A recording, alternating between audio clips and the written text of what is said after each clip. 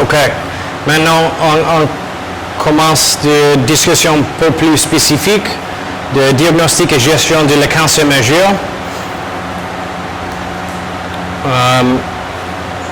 On doit parler de présentation clinique, le diagnostic, la classification et les problèmes uniques de plusieurs types de cancer et décrire les urgences médicales claires dans ce type de patients. So, on parlait déjà de le cancer liquide, le cancer de tissu mou ou bien solide ou bien liquide. Bon, ça c'est l'anatomie de la femme pour le col utérus. So, ça c'est le col, ça c'est pendant l'hiver cryo, on voit les tissus cancéreux, c'est là. Et puis parfois, dans le stade 2, les invasifs là, dans le stade 3, les là, ça tombe, descend pour la troisième portion de la vagin, et puis ça grandit. So, c'est pas important pour nous pour faire le stade, franchement, parce que ça c'est le gynéco qui fait le stade. Mais il faut savoir la différence entre le premier, deuxième, troisième stade. Pourquoi il faut expliquer au patient pourquoi il doit faire radiothérapie. Il faut expliquer à la famille. Il faut savoir le traitement pour le stade 2 jusqu'à 4, c'est radiothérapie. Toujours dans le stade précoce, c'est asymptomatique. Le saignement vaginal, c'est après ou bien écoulement vaginal, ça c'est après longtemps. Et puis le patient va arriver au stade 2 ou 3.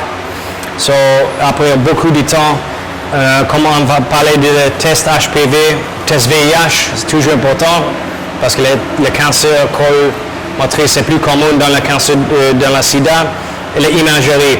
Pour le cancer du col, normalement, c'est au café en staging, on peut faire un staging clinical, juste avec l'examen manuel et puis pelvien. Mais en même temps, c'est possible pour faire un scanner, mais ce n'est pas vraiment nécessaire. Okay, le gynéco peut faire ça cliniquement. Parfois, ça c'est un cas avancé, il faut faire une cystoscopie pour voir si c'est invasif pour le vessie. Le traitement, comme on a parlé, pour le prince, maintenant on donne la chimiothérapie, 6 séances, quand on attend le passeport, on attend le visa dominicain. So on donne 6 séances, ça c'est une séance chaque 3 semaines, ça diminue les tumeurs, réduit la masse tumorale, ça donne plus de temps pour aller chercher le passeport et puis le visa. Ce n'est pas le protocole selon les États-Unis ou bien en France, mais on fait ça ici à cause du problème avec le passeport, le manque de radiothérapie.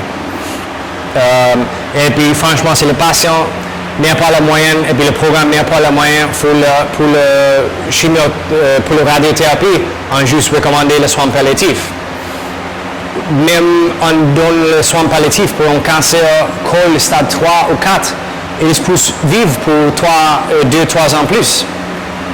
Et puis ça c'est un patient, on va suivre pour plusieurs temps. Et puis c'est pas juste pour diagnostiquer et puis au revoir. C'est diagnostiquer, ça c'est les médicaments reviennent en 3 mois. C'est un soin palliatif actif.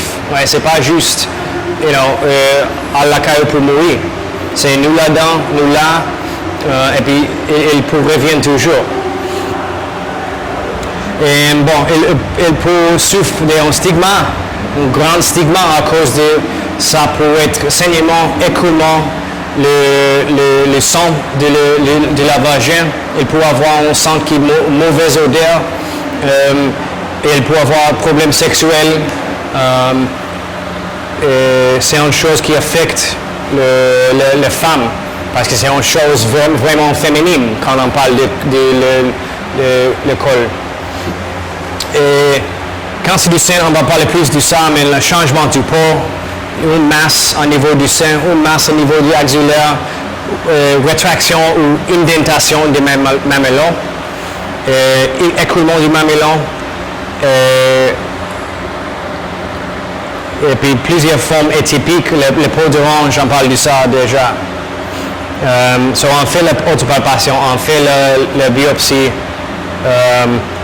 Parfois, on peut recommander pour sonographie. Est-ce que la sonographie du sein, c'est possible ici au Cap? Oui, on fait l'envoyer. Même mammographie. So, la sonographie, mammographie, c'est plus pour le dépistage. OK, c'est la mammographie, c'est plus pour dépistage. Ça veut dire, dans la population générale, pour juste voir 1000 femmes, on va faire mammographie. Si il y a une femme qui a déjà trouvé une masse au niveau du sein, c'est pas pour faire une mammographie, c'est pour faire une sonographie. OK, ça c'est pour diagnostiquer. Ça la différence entre dépistage, mammographie, et puis diagnostiquer, ça c'est sonographie. OK? Et puis sono, on peut dire, bon, ça c'est un cancer suspecté, il faut biopsie. Le traitement, on va parler plus de ça, mais c'est chimio, chirurgie, thérapie hormonale dans les femmes qui sont le récepteur hormonal positif, et puis la radiothérapie, et puis le soin palliatif. Dans le cancer du sein, il peut vivre 2-3 ans avec stade 4. Et puis chez nous, et puis je vais recommander chez vous, on donne la chimiothérapie pour le stade 4. Okay? Ça réduit les symptômes, ça prolonge la vie, et puis on donne le soin palliatif en même temps que le chimio. Okay? So on décrit ça comme chimio palliatif. Okay? Ça peut prolonger la vie et puis réduire les symptômes.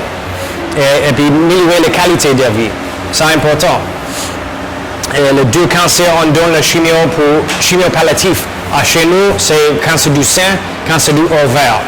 Ça cause que tous les deux pour vivre, pour survivre pour plusieurs années. Okay? On parle du cancer du foie, poumon, pancréas, esophage, l'estomac, tout ça dans le stade avancé, c'est soins palliatifs seulement. Okay? Mais cancer du sein, cancer du ovaire, c'est soins palliatifs avec chimio palliatif. Bon, il peut avoir un lymphœdème à cause de la mastectomie ou bien à cause de la masse tumorale qui bloque le système lymphatique.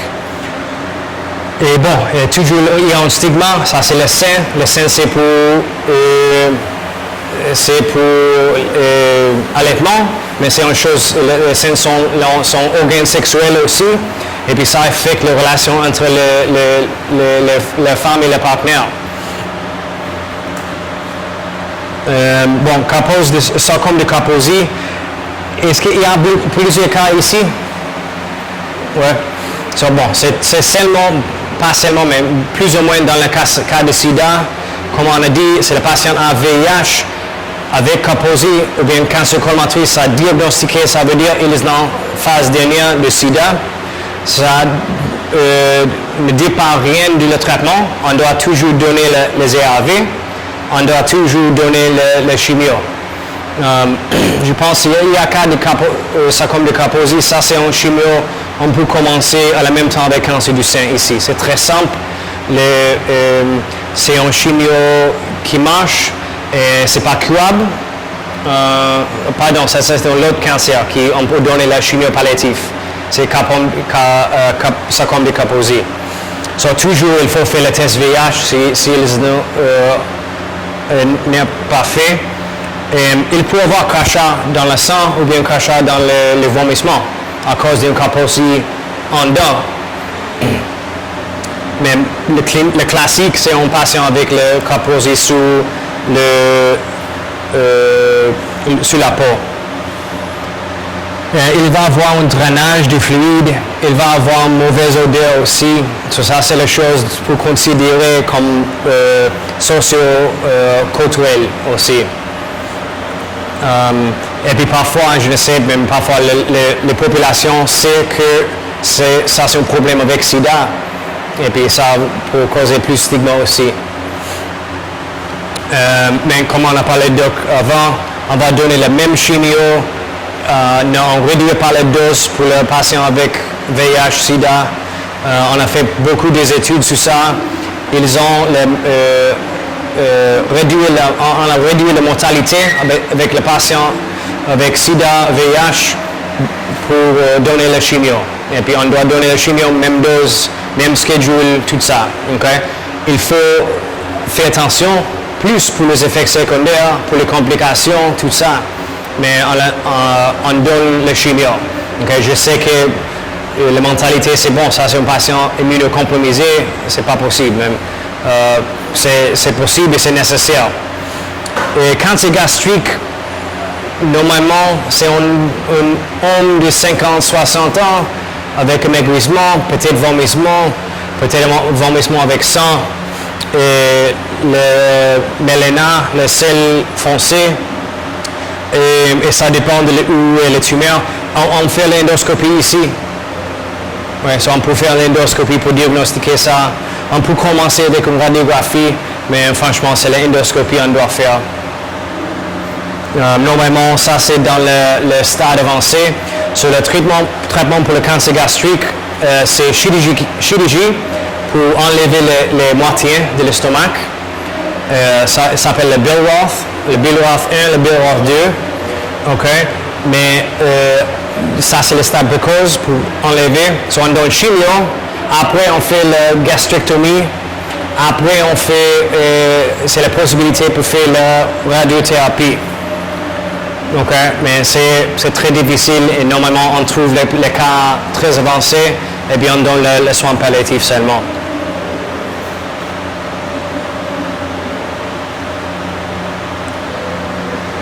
So, on parle un tout petit peu de la leucémie, mais c'est juste pour dire que c'est une prolifération des cellules de globules blancs. On peut avoir une leucémie de cellule B, on peut avoir une leucémie de cellule T. La cellule B, c'est le plus commun, et la cellule T a un prognostic, un pire prognostic.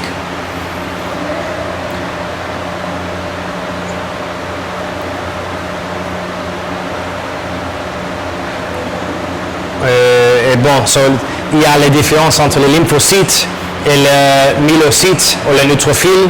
So, un cancer aigu de lymphocytes, c'est leucémie lymphoblastique aiguë, leucémie lymphoblastique chronique.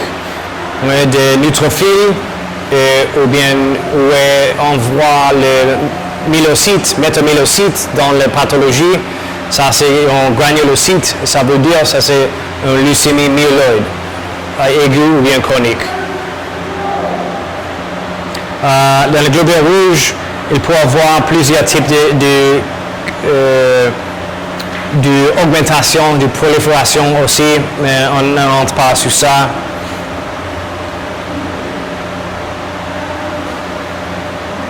Juste pour dire que la leucémie peut aller très vite et puis il peut accélérer. Comme quand il y a une tumeur au niveau du sein, ça peut grandir pour un taux de grandir, on peut dire, mais au niveau du sang, il y a sang dans tous les côtés. Et puis ça peut accélérer, ouais, parce qu'on commence avec 1, après 2, après 4, après 8, après 16, tu vois. Et puis si il y a dans chaque côté dans le corps, ça va proliférer très vite, plus vite que le cancer solide. Et, bon, sur le leucémie lymphoblastique aiguë, on parle de ça déjà, le ganglion enflé sans douleur, généralement, les ganglions qui sont très grands, saignement, ecchymose, le rate élargi, parfois le foie élargi aussi, et la perte du poids. Et ça, c'est plus commun dans les enfantes ou les adolescentes de 15-16 ans. Et puis comme ça, on va voir le médecin interne, c'est 15 ans jusqu'à la mort. Yeah. OK. So, on peut avoir un adolescent avec leucémie lymphoblastique. Et puis franchement, pour le moment, dans cette formation, on va juste commencer cancer du sein et puis sarcome de Kaposi. C'est en recevant un cas de leucémie aiguë, on fait le diagnostic ici et puis en référer à mes balais ou PowerPoints pour le moment. Parce que le traitement c'est très long, c'est difficile, il faut, quand on donne le traitement, ça descend tout le compte sur les globules blancs, toutes les lignes de cellules descendent. Globules blancs, plaquettes, les anémies sont zéro. Les globules blancs sont zéro pour 2-3 semaines. Et tous les patients à la fièvre, on donne ceftriaxone, flagyl, vancomycine, fluconazole, et puis ils ont la fièvre toujours. Okay? So c'est une maladie bien difficile pour traiter. Et puis c'est très long, c'est 2 ans. Et leucémie chronique, on peut traiter ici, ça traité par, sur la présentation clinique, c'est la rate allergie, parfois la foie allergie aussi, et fatigue, malaise, fièvre, suie nocturne, globules blancs de 50 000, 100 000, 200 000, okay, très élevé. Parfois il a édème de la membre inférieure, et puis on a cite aussi. C'est un patient, l'âge, c'est très varié. On a adolescent jusqu'à un patient de 60 ans. Et pour diagnostiquer, on peut commencer avec un glutathion pour voir s'il y a les cellules atypiques ou blastiques, ou bien on peut faire la ponction lombaire, le moelle osseuse. Et puis le traitement, c'est Glivec ou imatinib. Ça, c'est disponible à mes balais, c'est gratis.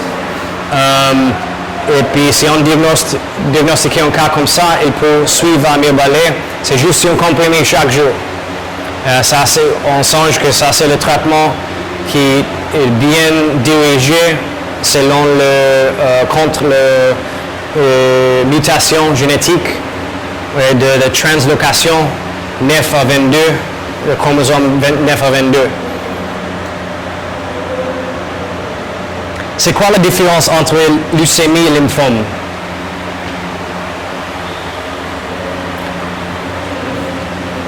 So, leucémie, c'est un cancer de... Ouais. Parfait. So, tous les deux sont dans le sang. Oui, quand on explique pour le patient, c'est un cancer du sang. Oui, mais pour nous-mêmes, c'est leucémie, c'est dans le sang, et puis le lymphome, c'est dans le système lymphatique. Pour commencer, il y a la possibilité que le lymphome est invasif à la moelle osseuse, et comme ça converte pour une leucémie aussi. Mais pour le moment, sans dire que le système lymphatique, ça veut dire les ganglions, la rate, les Peyer's patches dans les intestins, les adénoïdes, comment ça s'appelle? Yeah. Et puis c'est le lymphome de Hodgkin et non-Hodgkin. Ça, c'est une classification pathologique, plus ou moins la même présentation, ganglion dans tout le corps, et puis parfois le rate élargi. Et c'est plus ou moins la même présentation de la leucémie, sauf que la différence c'est avec le Hodgkin, comme ça c'est dans le système lymphatique, quand on fait un hémogramme, les globules blancs sont normaux. Ouais? Avec une leucémie, comme ça c'est un cancer du globule blanc, ça va augmenter. Ouais? Avec le lymphome, ça possible, mais normalement, ils ont un globule blanc de 12, 13, c'est pas trop élevé. Okay? Mais il va avoir les anémies, hypoplaquétose, toutes ces choses. Il peut avoir. Ça peut à cause du cancer juste en général, ou bien ça peut à cause du cancer invasé, comment dit-on, invaded. C'est invasif pour la moelle osseuse. Et puis ça diminue la quantité, le taux de production de les cellules normales. Et ça on fait le biopsie du ganglion, et puis s'il y a un moelle osseuse invasif suspecté, on doit faire un moelle osseuse aussi. Et c'est pas important juste pour dire que le lymphome de Hodgkin, on donne ABVD, Ça, c'est 4 médicaments. Et A, c'est adriamycine ou doxorubicine. B, c'est bleomycine.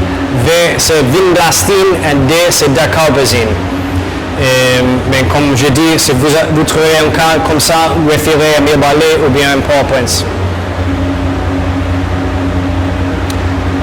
Même ici, il va avoir le ganglion, perte du poids, tout ça, c'est biopsie du ganglion. Et puis pour ça, non-Hodgkins, on doit donner CHOP.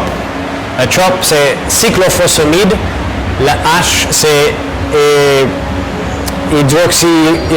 c'est Hydrea.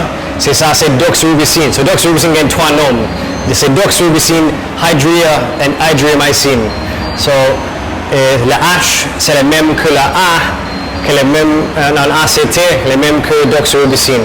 Okay, so cyclophosphamide, doxorubicine. Le O, c'est oncovine. Et puis ça, c'est V, vincristine. Et puis P, c'est prednisone. Okay, c'est 100 mg par jour, prednisone par 5 jours. Et puis c'est en grande dose. Les myélomes multiples, on parle de ça, c'est dans la moelle osseuse aussi, des globulés blancs qui sont les myélomes plasmacytaires, c'est plus ou moins les cellules, cellules B qui produisent les anticorps. Et donc, on a parlé de la Bence-Jones protein déjà.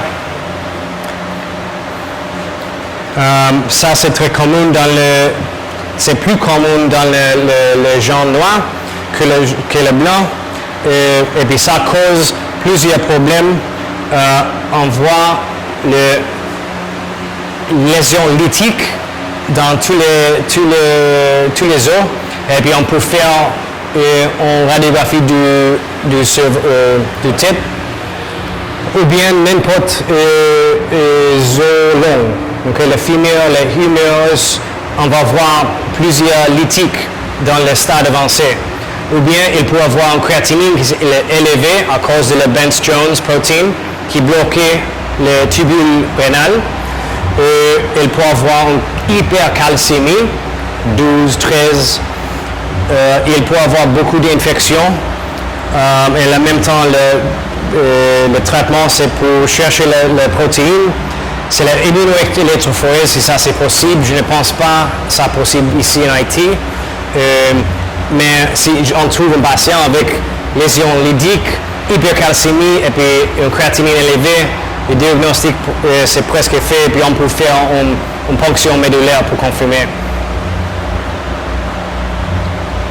Et le traitement, c'est chimiothérapie, c'est une maladie chronique, ça dure 5 ans, 10 ans. Même aux États-Unis, ce n'est pas curable. L'insuffisance rénale, c'est le problème qui tue plus de les patients. So, qui sont les urgences liées au cancer? Sont les qui ne sont pas détectés et adressés rapidement pour provoquer la mort. Ça, c'est un patient déjà malade avec cancer, peut-être avec un autre problème paraclinique à cause du cancer, et puis il faut faire quelque chose rapide. Sur les exemples des urgences, syndrome de lyse tumorale, la masse médiastinale comprimant, tamponnant péricardique, septicite, compression de la moelle épinière à cause de la métastase, et puis l'augmentation de la pression intracrânienne à cause des métastases au niveau du cerveau. So, le syndrome de lyse tumorale, ça veut dire quoi? Et ça, c'est seulement plus ou moins dans le cancer liquide, okay? Parce que dans le cancer solide, ce n'est pas possible pour tuer trop de cellules en même temps à cause que les chimios ne pénètrent pas. So, on juste tue le chimio dehors, les cellules dehors, et puis les cellules à côté de la veine et les artères. Et puis comme ça, ça diminue petit à petit. Le cancer liquide, lymphome, leucémie, ça c'est dans tout le corps. On donne une chose systématique, c'est très sensible, et puis on lise les tumeurs, on lise les cellules. c'est quoi en dans les cellules comme électrolyte? Électrolyte. So, l'électrolyte, le sodium, c'est en dedans ou dehors? Dehors. OK. Le potassium, c'est en dedans ou dehors, les cellules? En dedans. OK. So, le calcium, en dedans ou dehors? Calcium, c'est tous les deux, mais c'est plus en dedans, oui. Et puis, quand on fait la lise de la cellule tumorale, ça c'est à cause de la chimio, même ça c'est une prednisone. Hein. Il y a un patient avec leucémie, on donne prednisone, et la lise tumorale, ça cause un niveau haut d'électrolytes comme potassium et en phosphate, et puis en hyperphosphatémie, et puis hypocalcémie, acide urique. So, pour empêcher ça, l'acide urique cause bloquer le tubule de rénal, et puis on doit donner hydratation, on doit donner allopurinol. Okay? So, s'il y a un patient avec lymphome ou bien leucémie, on commence hydratation, on commence l'allopurinol et après 2-3 jours, on donne la chimio. Comme ça, elle est préparée pour éviter le lise tumorale. Okay? C'est pas très commun, mais c'est très dangereux.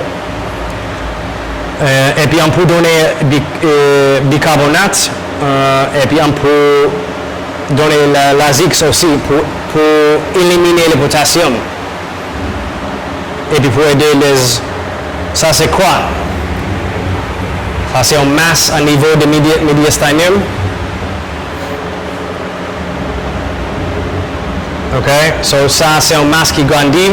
Normalement ça c'est un lymphome. Peut être quelque autre, mais normalement c'est un lymphome qui grandit très vite. Et ça peut compresser le cœur, compresser le bronchie. Et puis le patient va venir avec un stridor, un problème respiratoire, ou bien avec le syndrome de la veine cave supérieure. Ça veut dire qu'il va avoir gonflement de le visage, gonflement de la membre inférieure, supérieure, pardon. Et puis c'est le lymphome qui est la cause plus commune. Comme on dit que le stéroïde pour traiter le lymphome, on peut donner le stéroïde pour donner nous plus de temps. Mais en tout cas, il faut traiter le cancer. Okay? So avec les stéroïdes, ça va diminuer une semaine, peut-être 2 semaines, mais pendant ces 2 semaines, il faut commencer la chimiothérapie ou bien radiothérapie.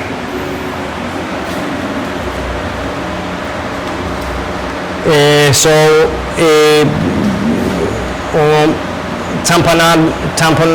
tamponnement péricardique, c'est à cause de le saignement ou bien liquide dans le sac péricardial et le lymphome, la leucémie, et plusieurs autres tumeurs pour causer une accumulation de liquide dans le sac péricardial. Et puis le traitement, c'est la même chose, c'est les stéroïdes pour drainer le liquide, vraiment. On peut faire ça avec la sonographie, ou bien j'ai vu plusieurs chirurgiens qui est juste à côté du sternum, à la 4e ou bien 5e espace, pour introduire l'aiguille, pour étudier le liquide. Moi-même, personnellement, j'ai fait guidé par sonographie, mais il y a un médecin qui peut faire sans ça. Et cancer du poumon, cancer du sein peut causer une accumulation de liquide au niveau du péricardie.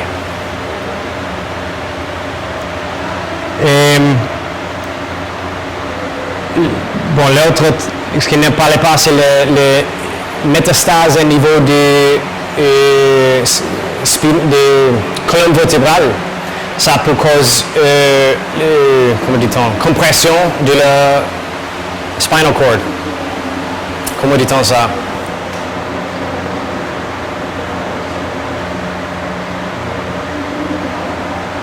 La compression de la moelle épinière. Ouais? Et puis ça, normalement, c'est à cause des métastases. Et puis le traitement, c'est le même. C'est stéroïdes, prénisone, dexamethasone pour diminuer les tumeurs.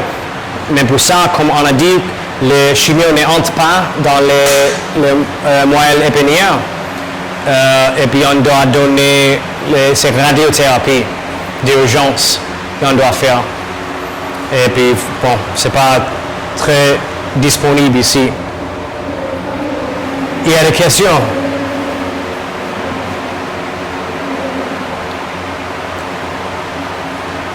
Placide.